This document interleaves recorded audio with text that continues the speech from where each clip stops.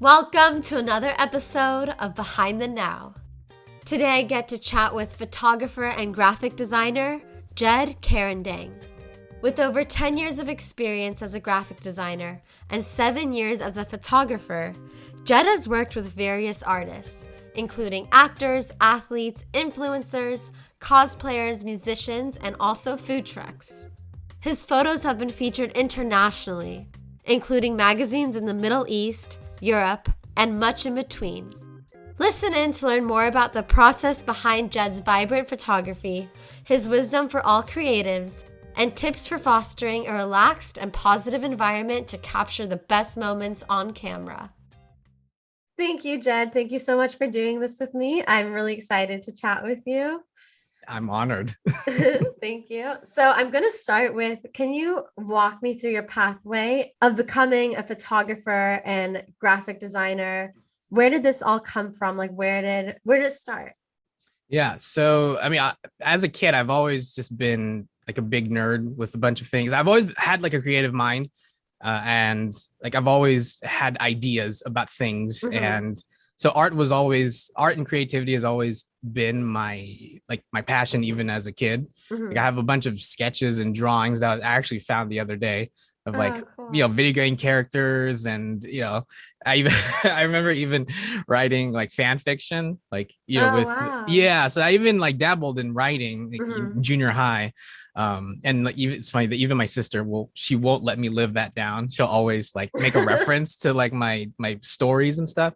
But yeah, so then as throughout my life, I've always been a creative person, but I didn't even realize that you can make that into a full-time career. Mhm. It wasn't actually until I was working one of my first jobs with my dad, actually.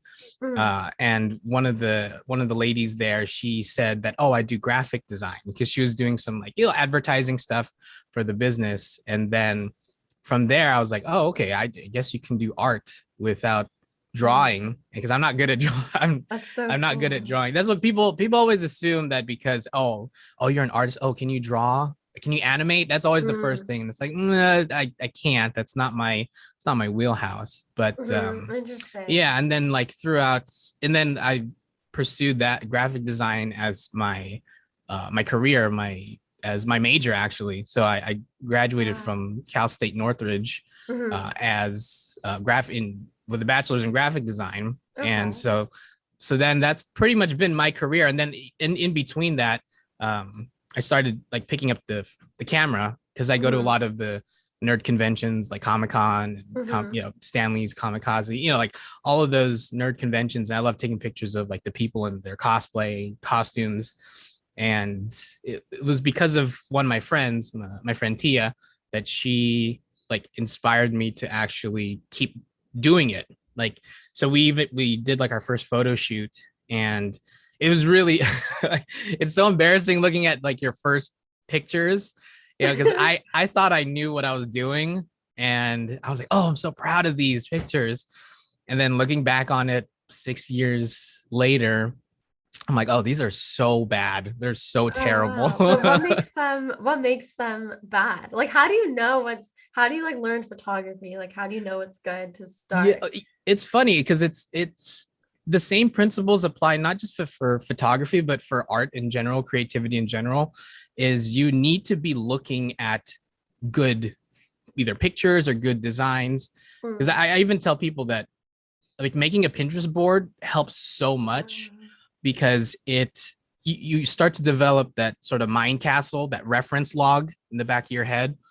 And I even tell people, like, before you even pick up a camera, just look at some good photos and just think about, why do I like this picture, or why do I like that's this good. design? Is it the way that the composition, is it the subject matter? And so by kind of thinking about those things, like by the time you pick up a camera, you're kind of You already have a feel set. for it. Yeah, exactly. And I'll even tell people, if find someone that you like and just copy their style for a little bit, not permanently, but just like Right. enough, Like that get way a you can, feel. yeah, so you can understand why they choose to photograph something this way, or why they chose to design something this way. So having those references, doing your homework, that, because I can usually tell when someone doesn't do their homework.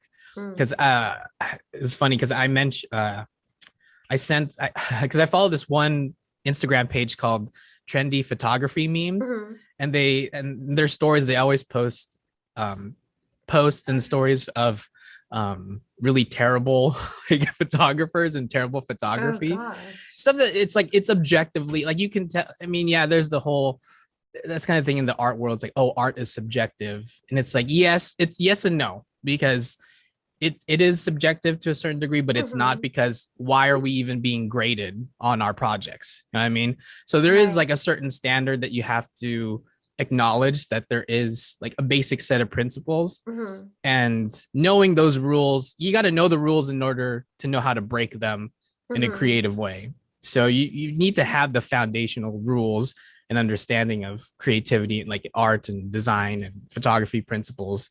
So I can usually tell once I sent this, and so they posted this one photographer that was just really bad. You know, Mhm. he took really unflattering photos of the models, Oh, and okay. yeah, he even said on his profile, like, oh, I've been a professional for 10 years. I'm like, 10 years? It looks like 10 minutes to me. Like, Oh it's my just, gosh. yeah, it's really, it's just not good. It's Uh-huh. objectively not good. And so I can tell that this person does not look at good photography and Mm. doesn't make an attempt to try. And I mean, yes, having the camera, you know, having a nice camera does help, but you can still take a good photo with even just like this the basic cameras that you can find at like Target or you know they Uh-huh. you know like in Black Friday they're always like selling like those photography Right. kits. What Yes, about what's your view on like iPhone cameras? I mean you can still. It's funny. It's funny you mentioned that because there's this one competition show that's on Hulu. I Uh, can't remember the name, but the whole competition is like these photographers have different like tasks of like or they have like different themes like oh like do a theme of like your own rendition of a certain artistic painting or oh, a certain interesting. artist, and then so they were only using Samsung phones. Oh, Yeah, so interesting. they did not use any photography cameras. They were just using like the cell Mhm. phone. So you can still take a good picture even with an iPhone. It's just Right. how you take it and how you edit it in the post production. So Okay. yeah, Yeah. again, homework. You got to do your homework. You always have to do your homework. Even like on So, photo. Yeah, go yeah. ahead. No, so when you started photography, how did you kind of start? Like, did you look at photography you really liked and you just did trial and error? Yeah. So the with photography, it's yeah because I at the time I uh, this acquaintance kind of introduced me to like how to work a camera, and so Mm-hmm. I kind of followed their style a little bit, and then but they were more focused on landscapes, and I Oh, like I'm people. very much a people person, and Mm-hmm. so I just started taking pictures of friends and acquaintances, and then that's how I kind of fell in love with like portrait photography, Hmm. and then I just from there like I just kind of learned. Yeah, I mean I watched some tutorial videos on YouTube, Uh-huh. but it was mainly just trying to find my own style. And for Right. me, like I love a lot of colors. I love Yeah, I was gonna say yeah, that. I'm I'm like very thinking, mhm. yeah, like I'm very much a colorful person, and so I don't. I mean, I'll do black and white, and you know maybe some spooky horror, moody photos. But I like. I mean, to me, life is a little bit too short for just monochrome. Like, there's so much color, and even having a lot of colors in my photos, like I I want to take pictures that I want to look at that make me feel happy. And Mhm. for me, having a lot of colors and very bright, vibrant pictures, just it makes me feel like it makes me feel happy inside, and it just evokes a good feeling. And that's yeah. So that's for me, that's kind of like how I Yeah, yeah I I don't know love yeah. that. Yeah, I because your photography is amazing. Like I've had a photographer I am before like experience where I'm just Hmm. like you look at it after and it's just like like why? You Yeah. know, it's just like Yeah. you look horrible. And then like it's so subjective though because Right. people I was thinking about this the other day. People definitely have such different views of like what looks good for someone, like what doesn't. Like looking at the same Right. person, someone could be like, that's a good photo of them. And someone Hmm. else is just like, oh, that's a bad photo of them. Like, you know, the person, right? Yeah, yeah. So that's like an interesting thing. How do you collaborate with the model you're working with to kind of like is there a collaboration process sometimes to see like what are you Hmm. going for? What side do you like? Maybe it's even that. Yeah, yeah. I mean, I actually, for me, I want the model to be as much as part of the process. Like, I don't Mhm. want that. I don't like the division of, oh, I'm the photographer, you're the model, and there's this Mhm. gap, this chasm between us. Like, because to me, and then this is kind of where my sort of extroversion sort of comes into play, where I like to just kind of have a little chat with the model, like, hey, like, basically get what are you all about. Sometimes I like Mhm. to break the ice and say, oh, do you have any like horror stories of like other weird photographers? Yeah, I that like is a asking good that because it's question. That like, opens people up. yeah, it opens people up and they like, oh yeah, this one person was blah blah blah, it was really weird. And so I like to make them feel comfortable. And I almost want it to be like we're just friends hanging out, Yeah. that when we're just taking pictures. I don't like it being so formal. Right, right. I like you that know too. so I like to, I, I I try my best to at least develop a relationship first between the model and I. And Mhm. relationship in the sense of just like, we're vibing, we're on the same wavelength, and we're just having fun and having a laugh. And then from there, usually I'll ask them like, hey, like, is there a specific side that you prefer? Is there a specific angle that you prefer? So I try to keep that in mind, but I'll also try to, um, because it's funny, because one of my other friends, she has a specific side that she would rather have photographed, Mhm. but I've taken pictures on her other side where she's like, okay, that's actually pretty good. Like, Oh I actually wow. look pretty good.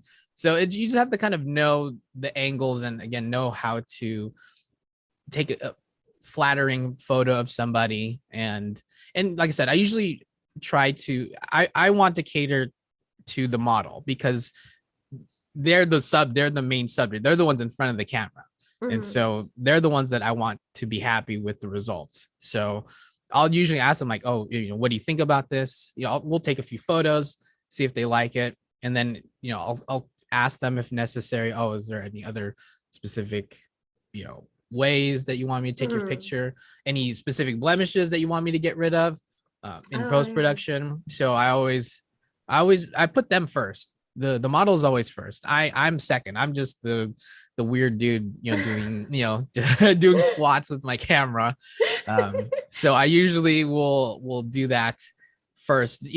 Like I said, their priority. I'm Right. just, You're very collaborative and you seem to yes, really like let them model. It's funny calling everyone a I don't know, like but it's yeah, called a model, I guess, but yeah, it's to let them like open up, you know? No, just yeah, because I do feel like you don't even see it necessarily as a model. It's like as like a friend or like yeah, yeah, it feels yeah, like a collaboration. So it's like even funny the terminology a little bit. yeah, yeah. Um, Like but yeah, yeah, okay, me, cool. yeah, in a formal setting, I'll refer to them as a model. But I want us to be, if we're meeting for the first time, like, I want us to be friends by the end of the shoot. I Mhm. want us, and that's why I'll usually ask them, hey, let's get something to eat afterwards. It's my treat. If it's our first time shooting, I'll it's my treat, because you took time out of your day to come shoot, and this is my sign of appreciation for you taking time out of your day.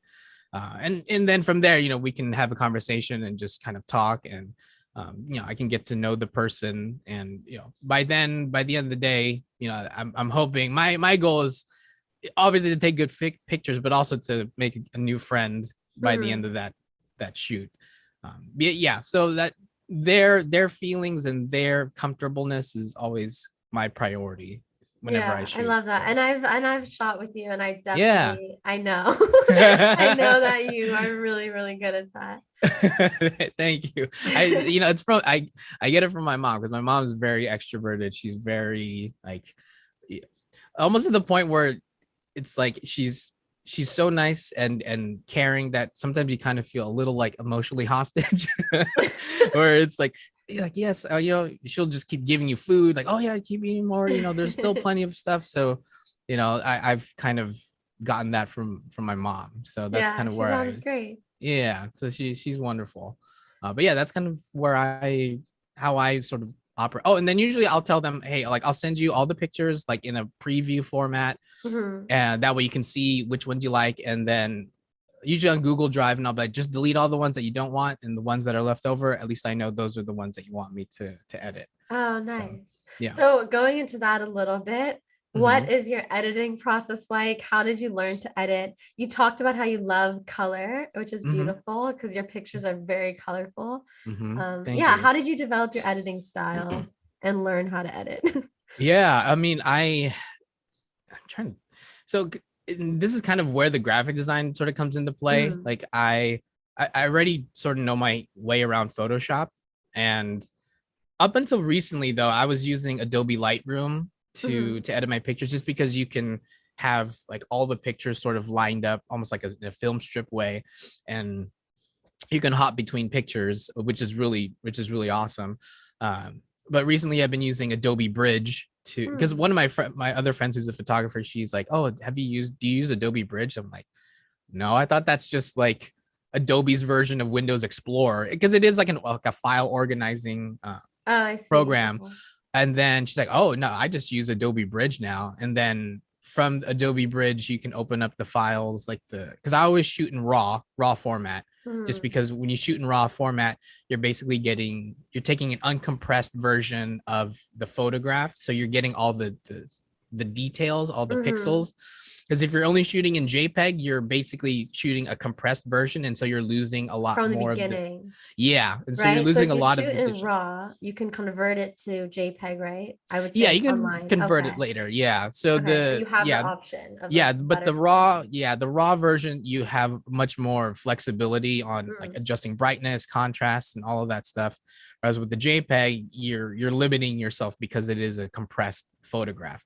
So then I'll use Adobe Bridge to organize my files, and then I will open them up in Camera Raw, which opens up Photoshop, and then from there I'll just go through the all the details, and um, and again, if there's like retouching that needs to be, I always do retouching. I try not to go so far with the retouching, because I've seen some people, like, it makes them look, they make the models look like dolls, and it's just this weird kind of yeah. uncanny valley like creepiness to it. So I try not to do that. I try to Yeah. make it as natural as possible, and that way it doesn't look photoshopped. You know what I Hmm. mean? Okay, cool. Because and Yeah. there because I've seen like I said, I've seen some horrifying photos, like retouched photos that are just, I'm looking at them and I'm like, this is something out of a horror movie. Like Oh my God. I can't stand it. So Yeah. so with the editing, like, yeah, it's a mix, because I'm that kind of person that just likes so many different things, so many different genres. Again, and this is where the knowing references, having references comes into play. So it's like with sunset photos, like I just look at Mm. really nice sunset pictures and then just kind of copy it.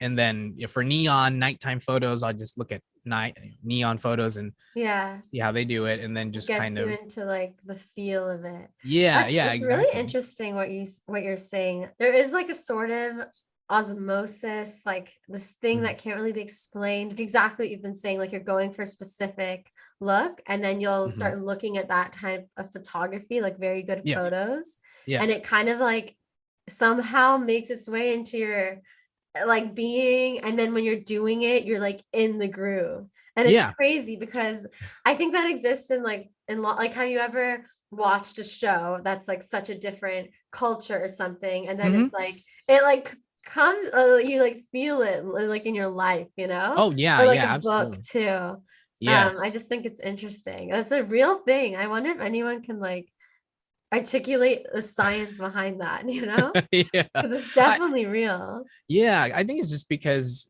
when you mentioned, like, I was thinking of that Japanese reality show called Terrace House. I don't know if you've Mm, heard of it. Like, and what's so interesting about that show is that because the culture in Japan is so different from the US, where it's like here it's like that kind of trash like mm. TV thing where it's like people are like yelling at each other and just like starting fights, and but like in Terrace House, when there's conflict, like everyone sits at the table and they talk it out like actual adults. And it's so like, and even with something like that, it's almost inspiring in a way, because you're like, wow, like I forgot that, this is how we should be acting, not just like screaming at each other and like throwing punches and stuff. And I think it's because seeing a different culture and seeing like a different way of living, it's always good to observe that and to see, Mhm. hey, what are the good things about Yeah. this And I culture was that I can thinking, agree. Yeah. I was thinking too, like with writing, sometimes I don't know why it's coming to my head, but like with shows like The Crown or Hmm. Bridgerton, I just remember like when you're writing during that time, it Hmm. becomes a little bit more like it can like you can start writing in the tone of something a little bit, Sure. and it's just very weird. Like even if it's not intentional, Yeah. but it's just like it's in your head. Like you can think of like, oh, this is how they would, you know what I mean? Yeah. Yeah, And it's it's it's just weird. fun because it's so different. I think that's why, because it's so different. Yeah. It's something that's not the norm that will attract. That's what attracts people, because people are just so used to the same thing over and over again. But when they see something different, that's what it draws them into that, because Yeah. it is like such an anomaly. It's like having 10, like a line of 10 burgers in front of you, and then there's one taco, because it's like, whoa, it's so different. You're like, it breaks the monotony of that. Right. And so like even that sort of mindset especially translates really well in the arts, Hmm. arts and creativity, writing, photography, graphic design, having, and that's why like I always encourage people to not stick to a specific style per se. I Hmm. mean, like I do have my own style, but Hmm. then I always like to switch it up a bit.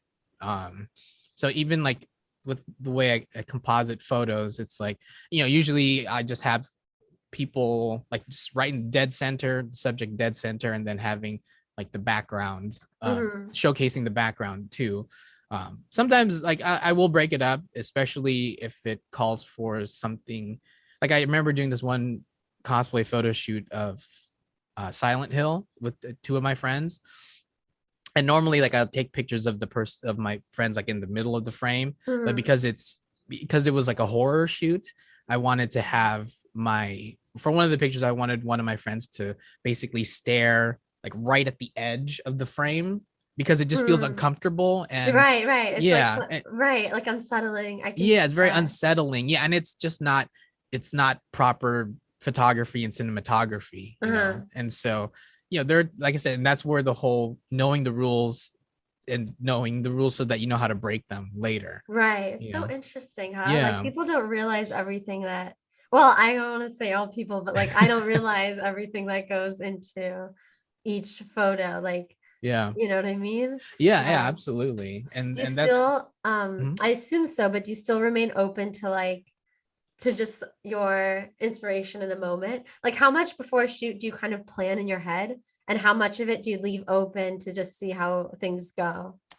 um Depending if it's a themed shoot, usually those ones I prepare a little bit more. Okay, that um makes sense. yeah, if it's like a theme shoot or like cosplay or something like that, Mhm. I usually will prepare a little bit ahead of time and just like make a Pinterest board of like shots and different angles and stuff that I think are Mhm. interesting.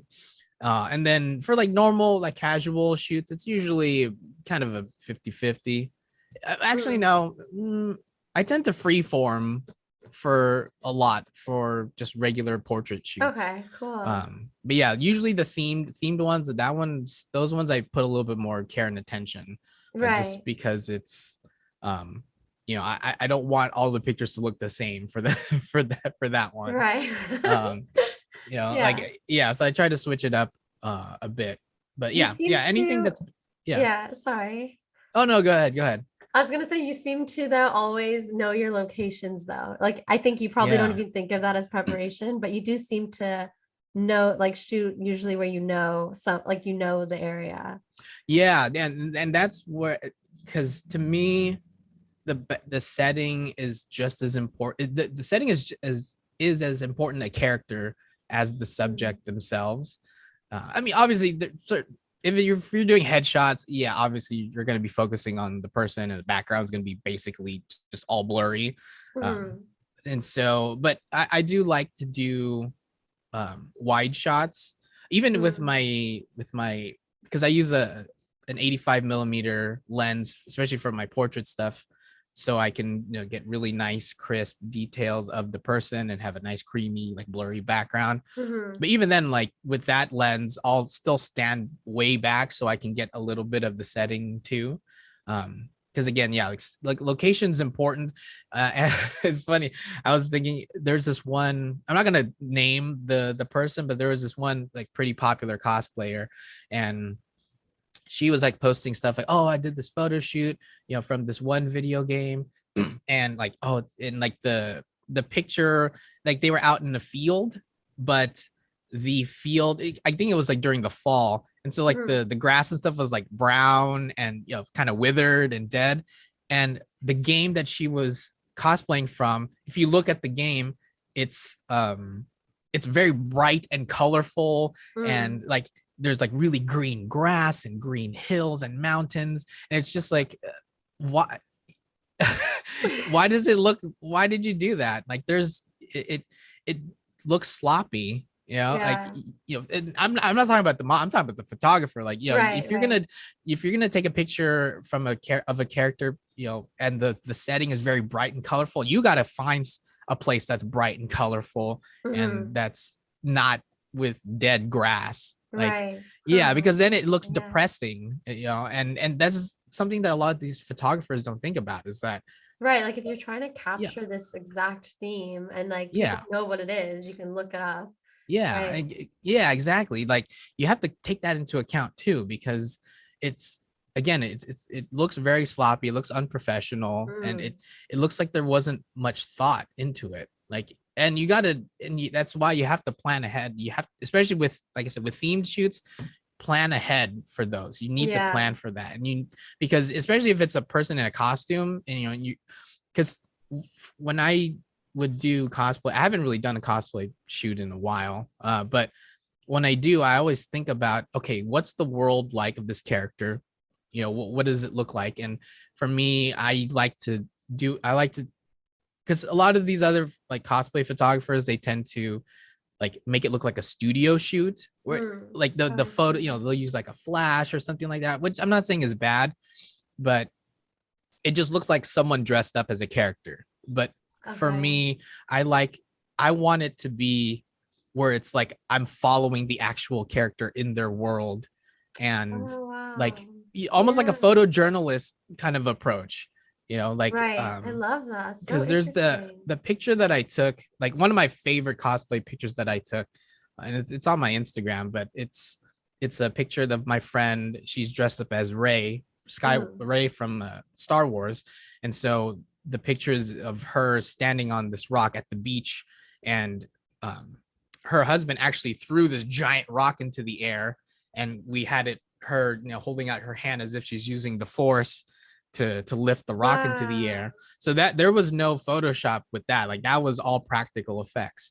But then when you look at the picture, it tells the whole story. It tells so much story Mm-hmm. in it. And it looks like we're actually looking at a picture of Ray herself practicing her force Right. abilities. That's You know, so, amazing. so that's what I like. I mean, for me, I like story, because that's what I Yeah. love stories. I love storytelling.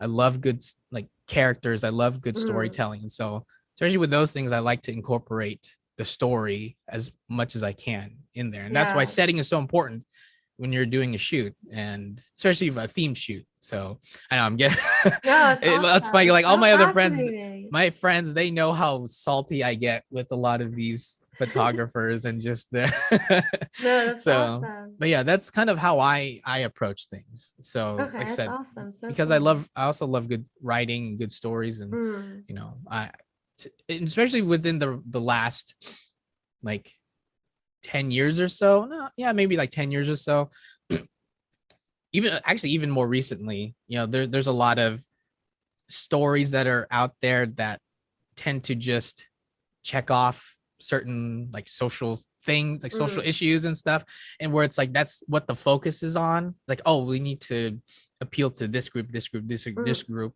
But then but in the end, they end up sacrificing this whole story and the characters themselves, because right. it's like, Yeah. oh, look at this character. Don't you like this character because they're this, and this? It's like, Yes, I know. well, I know exactly. but I it's like, okay, well, agree. why should I care?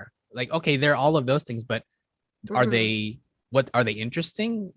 Is it some, like, give me a reason to care about Hmm. these characters and the story? But a lot of it just tends to be this sort of preachy, like preachiness about it that I'm like, I'm not interested in this. Like, I want Right. something that will stir my emotions. I want something that will make me excited or sad or happy, or so Yeah. yeah, That I know, makes like, sense. I agree. yeah. That's very interesting. You mentioned Hmm. cameras earlier, and I just Yeah, thought to ask for any budding photographers listening, yeah. what cameras do you recommend? Like starting out or like later in the process, if Hmm. you have specifics. Yeah. So it kind of depends a little bit on what kind of photography you want to do. So if you Oh, want I to do see. more portrait photography, you can still get those camera bundle, like the Nikon or the Canon bundles that they sell. Especially, like, I would look during, like, for those living in the States, like I would recommend checking out the Black Friday sales for like the Mm. Nikon or like the Canon Canon series, like, was it the T8 or something like that? Those are still, oh, I like background Oh, it's moved. okay. um See, you gotta pay attention to details. And yeah, so you can even use, because that's what I started off with, is using like a Canon, what was it, Canon, uh I can't remember. It was like one of the basic models. Okay. And because I like doing portraits, I bought a 50 millimeter lens for that, because that's good for portrait photography. But yeah, you Okay. can use like the basic, like, Canon, Nikons, use a 50 millimeter lens for portraits. Or if you want to go for wider shots, you can use maybe like a 28 millimeter lens to get like Okay. wider shots. um, and yeah, like I said, that you just, and also you need to know how to operate in manual mode. For me Um, personally, I like manual mode just because you have much more versatility on settings. Like, you can adjust your aperture, your shutter speed, your ISO, and so knowing how to kind of combine all of those, really, it gives you a lot more flexibility on how the okay. pictures will look. And Okay, yeah, cool. so I recommend that. I mean, I even have like a tiny Olympus camera. It looks like a toy, but that one still takes great pictures. Again, because I shoot in RAW and all that stuff, and I have Mhm. specific lenses that I could use for that. So I mean, it really doesn't matter. I mean, yes, if you want like the nice crispy photos, sure, you can get yourself like the latest Sony A7 camera, or you can just go with the basic ones. And Mhm. again, like, some of my pictures were taken on like sort of starter cameras, and some of the, even some of my favorite pictures were on basically starter cameras. And so Wow, okay, it's just cool. knowing how to take a good picture that's the Yeah. important part. Okay, They're just awesome. tools in the end. They're not gonna, you Right, know right. yeah, having a $3,000 camera, you can have a $3,000 camera and still have Horrible really, picture. yeah, horrible pictures. It's like having an $8,000 guitar and like only knowing just basic chords on Right, it. right. No, that makes So sense. It's true. yeah, Okay, yeah, awesome. I'm gonna ask you a few random questions yeah, for fun, okay? yeah, go for it. If you were an athlete, what sport would you play? Basketball. Okay. That's probably the only sport that I mean, I don't really watch it a lot, but I mean, growing Like up you in could, Los Angeles, like, I'm a yeah. Lakers fan, and I love Kobe, rest in peace. Hmm. And yeah, basketball, I love basketball. It's a very fun, exciting sport. Actually, even volleyball is super fun to watch. Like, volleyball is intense. Like, I was Hmm. watching some videos. There's even like an anime about volleyball Oh, that, if you really? believe, yeah, and it's really cool. Like, it makes it look really cool. Awesome. Yeah. Okay, so yeah, I would say basketball Okay, would be awesome. my Okay. sport. And oh yeah, what is your horoscope sign and does that mean anything to you? Um, it's Virgo. I'm a Okay. Virgo. And not necessarily. I mean, I like to think that people can just be, I don't like to sort of stereotype people Right. into specific, oh, because you're Yeah. this Yeah. certain sign, you're always going to be this thing. People are Mm, are much more complex than that. yeah. So I don't want to necessarily like Yeah. box Yeah. someone in of like, oh, you're a Scorpio and so nobody likes you, Right. like I don't Okay. like that. I like, you are a person, you have your own quirks and goals and dreams and fears.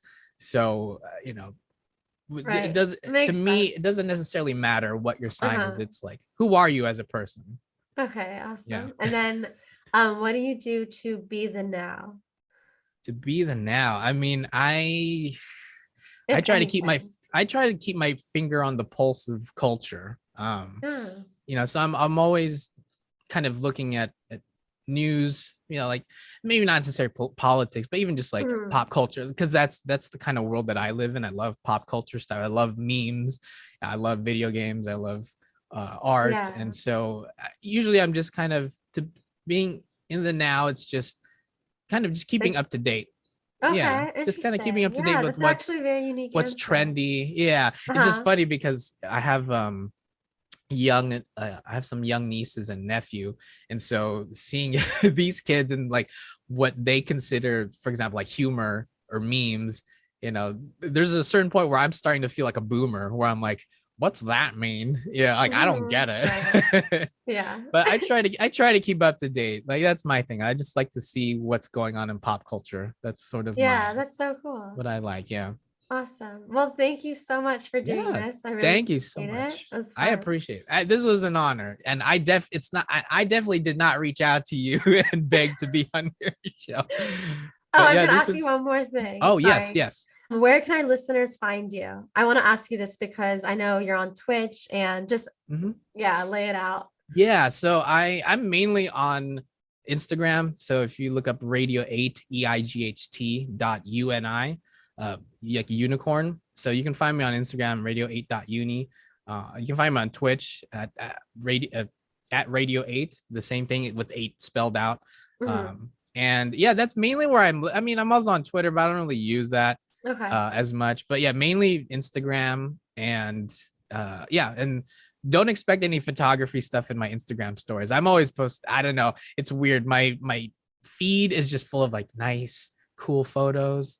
And then my Instagram stories are just like a weird cursed food pictures and just weird obscure memes. So Okay. so I don't know why it just ended up like that. So it's like my Instagram stories are like a meme page, and then like my actual page is just like of all Okay. the nice photography that I that I took. But Yeah. All right. yeah, that's Cool. where you can find me. Is mainly there. Okay. Perfect. Yeah. I didn't want to end it without asking you that. Oh yeah, no, that's not a Okay. problem. But thank you so much. This was a lot of fun. Yeah, I thank you so much. I learned a lot. Like I knew I didn't know, like I don't oh, know so much about like photography and graphic design necessarily. mhm. So it was very interesting. Yeah. I mean, like I said, we're I I don't think that anyone's truly a master at something. I Mhm. feel like everyone is always learning.